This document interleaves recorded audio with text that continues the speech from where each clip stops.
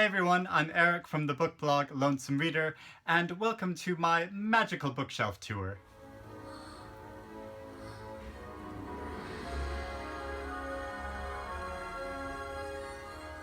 Okay, maybe it's not that magical, but hopefully it'll be fun. So I said in a video a while ago that I particularly want to make a bookshelf tour because hopefully I'm going to be moving house in a few weeks. So I thought it'd be interesting to do a comparison video where I make a bookshelf tour of my house now, and then in my new house I'll make another bookshelf tour once everything is all settled in. I'm going to be able to have more bookshelves in this new place, which is very exciting. How I'm going to do this is walk you through my shelves and stop at a few interesting titles, and I'll tell you why they're part of my permanent collection. First, that all-important question of how I arrange my books.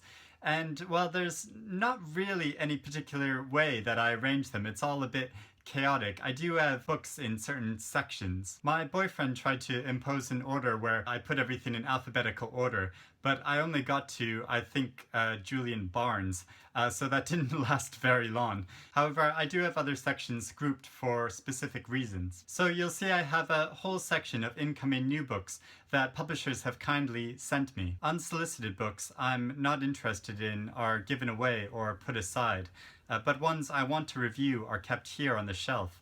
I try to get to as many as possible, but if a book has been on the shelf for over 7 months, I usually get rid of it or try to make space for it in my regular book collection until the time I can read it. I know I'm very lucky to be sent so many books prior to their release, but it's really the result of having built up my book blog for a few years. And believe me, it's been hard work.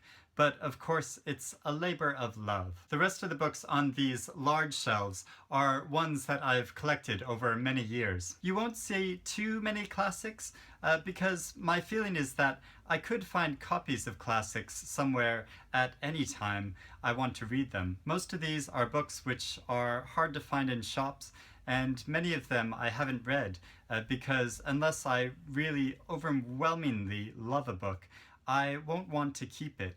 In an ideal world, of course, I'd love to keep all the books for a rereading someday, but I live in London where space is limited. This is a very special edition of Virginia Woolf's The Waves. It's a copy of 2 holograph drafts of the novel, which Woolf originally called The Moths, where Woolf's corrections are actually reproduced, so you can see the process she went through writing this novel.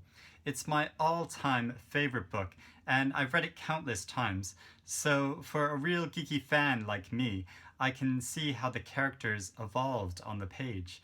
It's absolutely fascinating to look through, and really I can get lost in it for hours. It's also one of the most expensive books on my shelves, as it's out of print and very rare, so I paid quite a lot for it, like around £160, I think. So on these shelves you'll also find interesting anthologies, quirky novels, books by friends, collections by favorite authors like Ali Smith and Nabokov and Eugenie Ionesco, Margaret Atwood, and of course my favorite author, Joyce Carol Oates. I was first introduced to Oates' writing when I did an MA in literature and had a professor named Lorna Sage. She was a great critic and advocate of women's writing, and this book is one of my treasures. This is called Women in the House of Fiction, about various female authors. As my own little personal tribute to Lorna Sage, I've been trying to get all the authors she discusses who are still alive to sign this book. It's sort of my way of memorializing what a great teacher and influence she was. So you'll see I've had authors like Margaret Atwood, Fay Weldon, Margaret Drabble, and Joyce Carol Oates sign it. So onto my Joyce Carol Oates bookshelves.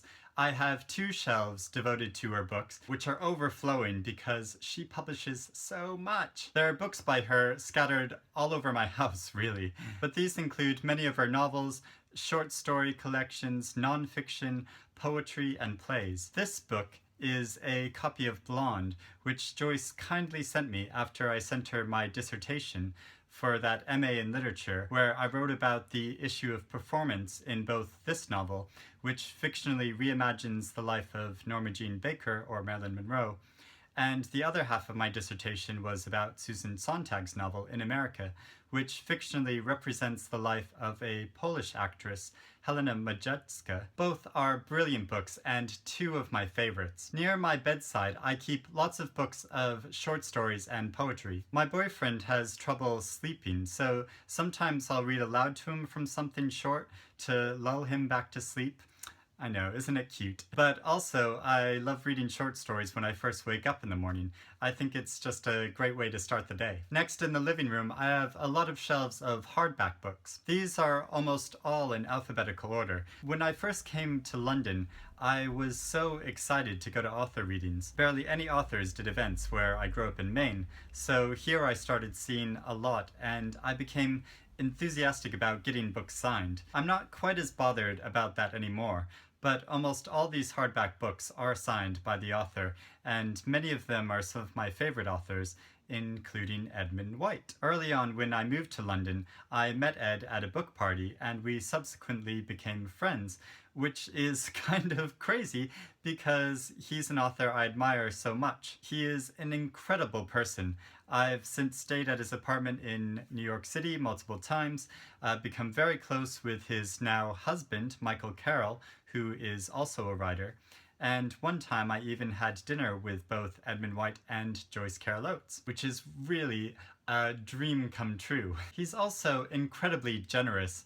When my apartment was burgled and my laptop was stolen, he kindly sent me some money to help buy a new computer so I could keep writing. Really, he's just amazing. Finally, I have my short shelf of what I call my special books, because all of these are quite rare. Many are specially signed limited editions or by major authors who are now dead, like Jean Rhys, Carol Shields, Harold Pinter, or W.G. Sebald. This copy of The Color Purple has special sentimental value for me.